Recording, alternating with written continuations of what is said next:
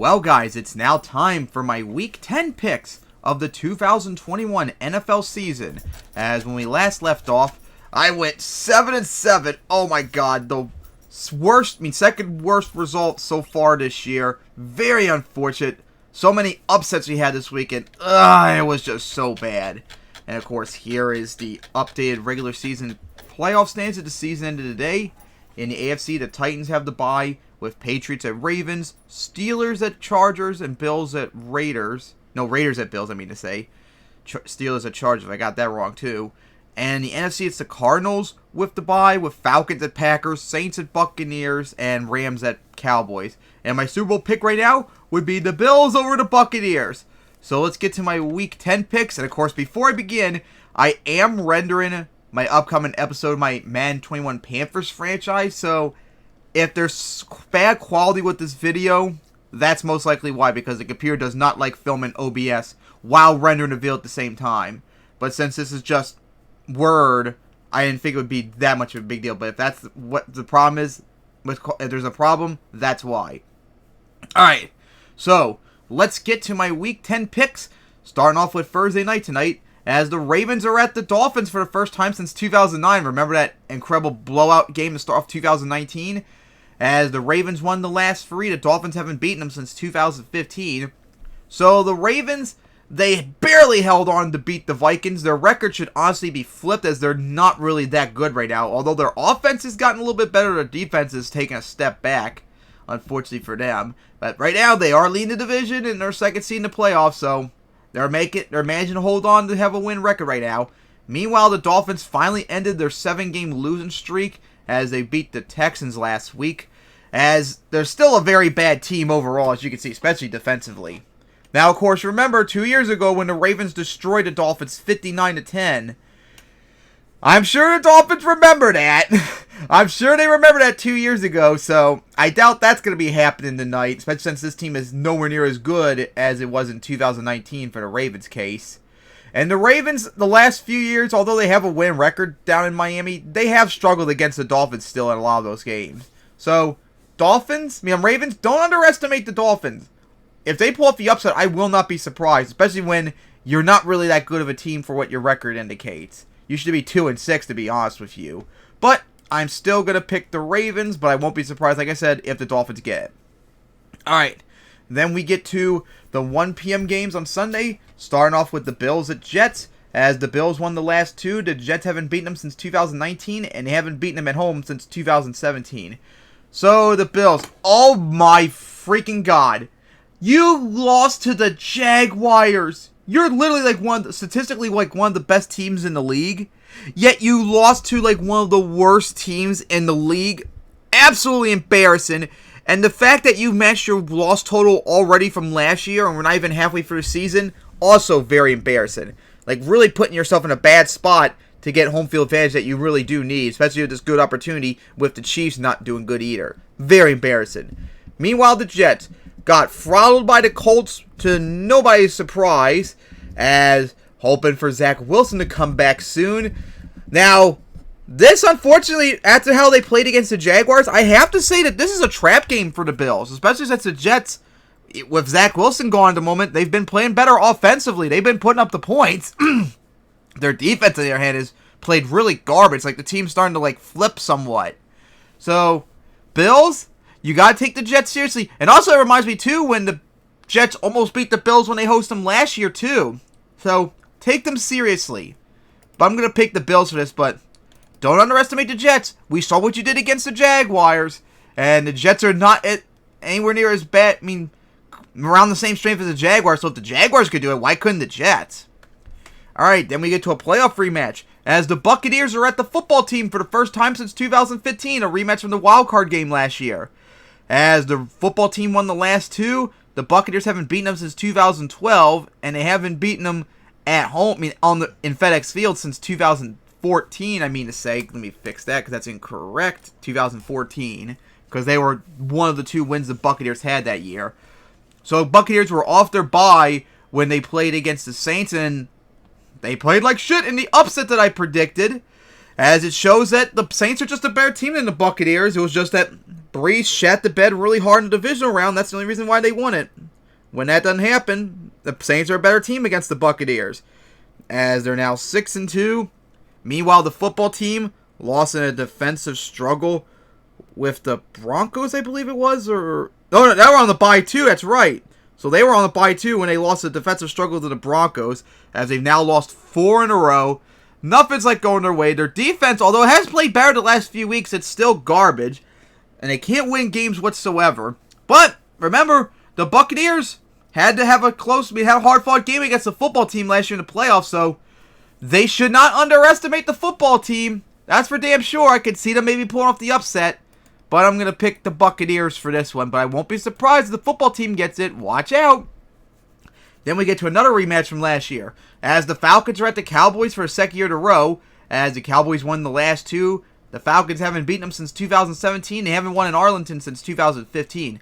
Of course, as we all know, last year's game was the infamous choke that the Falcons had. First of back-to-back chokes, too. Legendary fails right there. And we'll see how they do this time, as the Falcons, they almost choked last week against the Saints. In fact, they did choke. But unlike other games, they actually pulled the comeback and pulled off the win to match their win total from last year. Maybe a good omen of maybe they could do it this time against the Cowboys. Especially since we saw the Cowboys this last week as they got absolutely destroyed by the Broncos. And oh my god, that was awful bad. Like, they got shut out for like 56 minutes of the game. The Broncos are not a good team. How do you lose to them so badly, too? That was terrible. So, the momentum is on the Falcons' side. And, of course, we saw last year what they did. And that was with Dak, too, remember? So, it's not like the Cowboys were weak at that point. They were at their strength, and the Falcons almost pulled it off. But, unfortunately for the Falcons, I am going to have to pick the Cowboys for this one, because I still don't trust the Falcons. Plus, the Cowboys are probably a better team. And then we get to our conference matchup with that 17th game. Big one, too, as the Saints are at the Titans for the first time since 2019. As the Saints won the last one, the Titans haven't beaten them since 2015, and they haven't won at home since 2003 against them.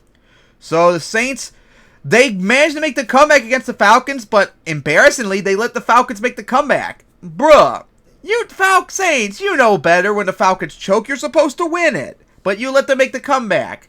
Pretty disappointing, especially after you beat the Buccaneers last week. That could really hurt your playoff chances. Meanwhile, the Titans, Derek who? King Henry? He's gone, but we just destroyed the Rams, embarrassingly so, as we have the best record in the AFC. And I think right now they have the longest win streak, too. 5 wins in a row right now. Oh, man, that's really weird and strange how this happened. Like, the Titans are... Without Henry, the Titans' offense is just not good. And yet, all of a sudden, out of nowhere, their defense, which is garbage, they played like crazy against the Rams last week. But was that more of a fluke? Or is this like a team flipping to save their season? Because without Henry, they're probably not going to get far unless they have a magic turnaround. And it's not looking good for them. And you know what? I'm going to pick the Saints for this. Honestly, without Henry, the Saints might actually be a better team overall. And statistically, if you look at their stats, especially defensively, they're playing a lot better. In some ways, their offensive stats... Well, actually, no, the Titans' offense is better in every single category. But I definitely still trust the Saints more than I trust the Titans. Like, something's got to give eventually. They can't go freaking 8-2 without Henry. I'm sorry. But watch, they're going to do it just like they destroyed the Rams last week. Alright, then it's the Jaguars at the Colts. As the Colts won the last one, the Jaguars haven't beaten them since 2020. Their only win. And they haven't won in Indianapolis since 2017. So, the Jaguars embarrassed the Bills, as this is their better season than last year, as they finally got 2 wins. Very impressive victory. Stunningly so, too. So the Colts should definitely be worried about them. Meanwhile, the Colts destroyed the Jets on Thursday night. Like, no one's surprised about that. As their defense is still looking really bad, but their offense is now starting to pick it up and play really good now, as you see. Like, they are elite in every single category except passing yards. It's only 13, so it's not that bad. Like, they're playing a lot better, although defensively they're getting, like, worse. So that's not really good for them. So, of course, the Colts should not underestimate the Jaguars, as, remember, they did beat it. You gave them their only win last year. And their last year's finale game, that was still kind of close until the end. And the Jaguars just beat the best team in the AFC in the Bills. So you shouldn't underestimate them. But I'm still going to pick the Colts for this. But hey, like I said, watch out for the Jaguars. Maybe it could be upset number 2 in the works. And then we get to the Lions at the Steelers for the first time since 2013. Yeah, 2013. Steelers won the last 5. The Lions haven't beaten them since 1998. And they haven't won Pittsburgh since 1956. My freaking parents weren't even born. That's how long ago that was. As the Lions try to avoid 0-9 for the first time since 2008 and avoid getting their 4th straight losing season. The first one to get their losing season this year too, if that happens. So, of course, the Lions were on their bye when they got absolutely throttled by the Eagles. That I was not expecting. That was stunning, as they're 1 loss away from having a losing season, unfortunately for them. Meanwhile, the Steelers, they almost choked it against the Bears. They were really lucky that Big Ben had like 1 big moment left in him because he's still washed up. And offensively, you see the Steelers are like one of the worst offenses in the league, which is stunning. But thankfully for them, they have like one of the best defenses in the league. Their offense is so bad that the Lions are better than them in every single category. That's pretty embarrassing. And of course, you gotta also remember, the Steelers, over the last several years, always choke against teams they shouldn't be losing to. And unfortunately, Steelers, this is shaping up to look like maybe you could lose to the Lions. And I wouldn't be surprised if you lose to them because everything's just not looking good for you, although you managed to win 4 in a row and in the playoff race right now. Struggling offensively, barely beat the Bears, and you gotta go up against the Lions, who are much better than the record indicates, and you always struggle against losing teams. I'm picking the Steelers for this, but if the Lions pull off the upset, I won't be surprised. Alright, then we get to a big one in the AFC side of the bracket, as the Browns are at the Patriots for the first time since 2019, as the Patriots won the last 3, the Browns haven't beaten them since 2010, and they haven't won in Foxborough since 1992, as whoever wins this would have an increased seed in their bracket in the playoffs for a wild card round.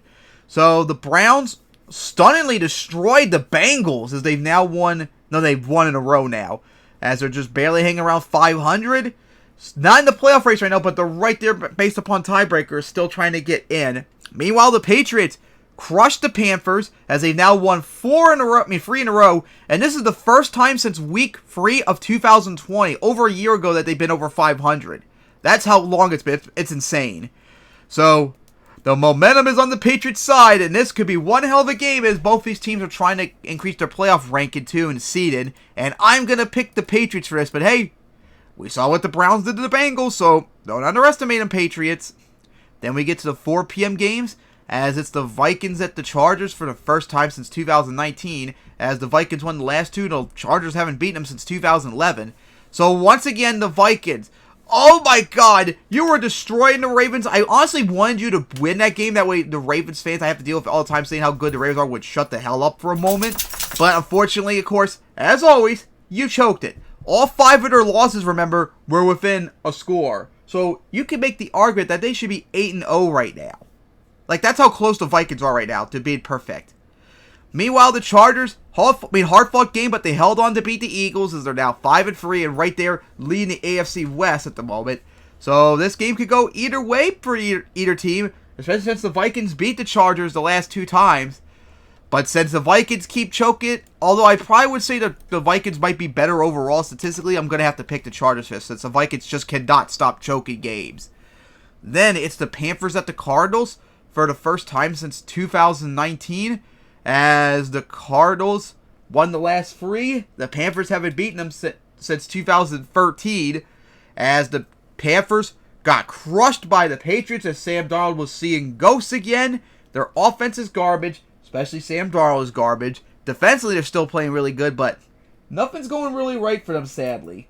Like, they're just struggling along. That 3-0 start was just a fluke.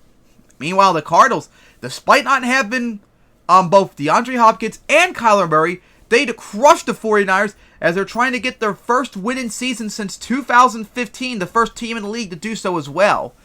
As the Cardinals should definitely be worried about this because the Panthers have beaten them 3 times in a row. Actually, the Cardinals haven't beaten them since 2013, my mistake earlier. The Panthers have beaten them 3 times in a row, and plus the 2 times in the playoffs the last 2 years, remember. So you shouldn't underestimate them, because, I mean, they still had a defense to worry about, but I'm going to pick the Cardinals for this, especially since I know Kyler Murray, I think, is coming back. I don't know about Hopkins. So you better not blow it, because you need that win badly to keep up in the NFC playoff race. All right. Then it's the Eagles at the Broncos for the first time since 2013. As the Eagles won the last one, the Broncos haven't beaten them since 2013. And the Eagles haven't won in Denver since 1989. So, of course, the Eagles had a hard-fought game against the Chargers, but just couldn't get the win in the end, as they're still, honestly, maybe overachieving for their 3-6 record.